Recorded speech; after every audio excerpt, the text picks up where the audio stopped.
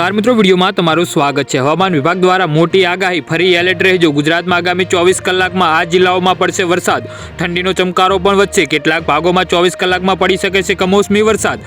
તાપમાનમાં ઘટતા ઠંડીમાં વધારો થશે। જી હા મિત્રો, અત્યારે હાલ મોટા સમાચાર સામે આવી રહ્યા છે।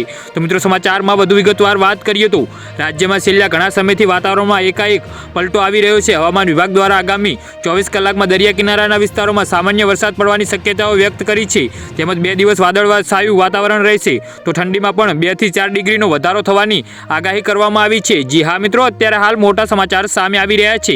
આ બાબતે હવામાન વિભાગના ડાયરેક્ટર મનોરમા મોહંતીએ જણાવ્યું હતું કે આજે રાજ્યમાં આગામી 24 કલાકમાં છૂટો છવાયો કમોસમી વરસાદ પડવાની પણ શક્યતાઓ છે। જેમાં દ્વારકા, કચ્છ, પોરબંદર, ગીર સોમનાથ, અમરેલીમાં સામાન્ય વરસાદ પડવાની શક્યતાઓ છે। જી હા મિત્રો, અત્યારે હાલ મોટા સમાચાર સામે આવી રહ્યા છે, પરંતુ હાલ વરસાદની કોઈ સિસ્ટમ એક્ટિવ નથી।